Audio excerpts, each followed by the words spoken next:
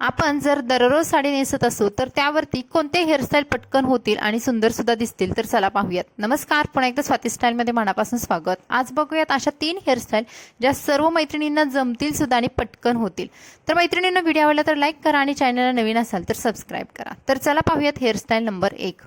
आता या हेअरस्टाईलमध्ये आपण छोटंसं समोरून पार्टिशन करून घेणार आहे. आता बऱ्याचशा मैत्रिणींना जास्त मोठं पार्टिशन आवडत नाही किंवा त्यांना समोर केसामध्ये कुंकू वगैरे भरायला आवडतं, तर त्यांनी ही हेअरस्टाईल नक्की ट्राय करा. किंवा ज्यांचे केस पातळ झालेले आहेत आणि त्यांचे केस छोटे सुद्धा आहेत आणि त्यांना वेणी वगैरे घालायचं वेड आहे, तर तुम्ही अशा टाईपची थोडीशी मॉडर्न स्टायलिश दिसणारी ही वेणी तयार करू शकता. तर एक साईडला तुम्हाला असे पूर्ण केस घेऊन जायचं आहे आणि एका रबर बँडने हे केस सिक्युअर करायचे आहेत. आता रबर बँड बांधताना तुम्हाला बरोबर एक्झॅक्टली कुठे बांधायचं आहे व्हिडिओमध्ये व्यवस्थित दाखवलेलं आहे.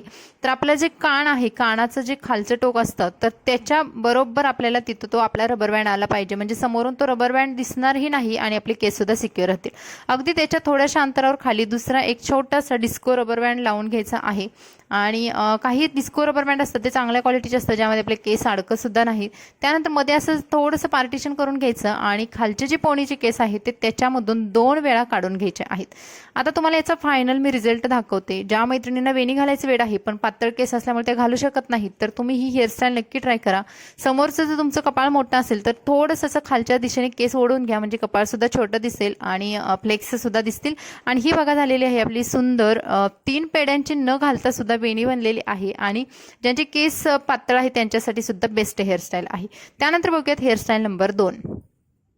आता ज्या मैत्रिणींना पूर्ण पार्टिशन करायचं आहे किंवा ज्यांचा चेहरा वगैरे गोल आहे आणि त्यांचे केस लांब सुद्धा असतात किंवा त्यांचे केस मध्यम आहेत, जास्त दाटही नाही किंवा जास्त विरळही नाही, तर त्यांच्यासाठी ही हेअरस्टाईल एक अगदी बेस्ट आहे. तर आता बघा, समोरून पार्टिशन करून घ्यायचं. त्यानंतर एका साईडचे असे केस थोडेसे घ्यायचे आणि तिथे आपल्याला 3 बोटं फक्त त्या केसांमधून फिरवून घ्यायचे आहेत. बघा, तुम्हाला काहीच करायचं नाही, फक्त 3 बोट जर तुम्ही त्या केसांमधून ओढून घेतले तर इथे 3 पेड्या अगदी तयार होतात आणि या पेड्यांची आपल्याला एक वेणी घालून घ्यायची आहे. तर यासाठी सुद्धा आपल्याला खूप कमी वेळ लागतो, पटकन होते. 3 पेड्यांची वेणी जवळपास सर्व मैत्रिणींना येत असते आणि जर आपण सकाळच्या घाईमध्ये जर आवरत असेल तरी सुद्धा आपली पटकन ही वेणी घालून तयार होते आणि एका रबर बँडने ही वेणी सिक्युअर करू शकता.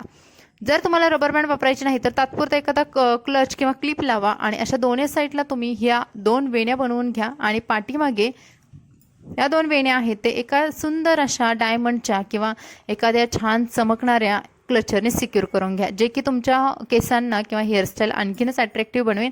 आणि ही झालेली आहे तुमची 2 नंबरची हेअरस्टाईल. आता ह्या हेअरस्टाईलसाठी आपल्याला जास्त कष्टही लागत नाही, पटकन होते. आणि ज्या मैत्रिणींना असे ओपन हेअर्स आवडतात तर त्या मैत्रिणींसाठी सुद्धा ही एकदम मस्त हेअरस्टाईल आहे.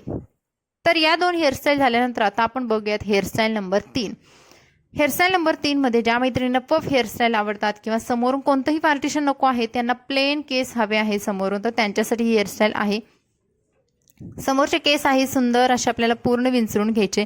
आता बघा, माझे केस आहे एका ठिकाणी जिथे माझा भांग पडतो, पार्टिशन पडतं, तर तिथे थोडेसे विरळ झालेले आहेत. तर बघा, मी दुसऱ्या बाजूचे केस त्याच्यावर ओढून घेतले आणि समोरचा जो माझा विरळ झालेला भाग आहे तो मी लपवून घेतला. अशा प्रकारचे जे हेअर हॅक असतात ते आपल्याला वापरायचे असतात. त्यानंतर एक क्रंची घ्यायची आहे. तुम्हाला थोडंसं म्हणजे जे बोनट आहे की ज्याच्या जास्त व्हॅल्यूम आहे किंवा मोठा आहे तो घ्यायचा आहे, जेणेकरून आपले पातळ केस असतील तरीसुद्धा त्या बोनटमुळे बाउन्सी दिसतील.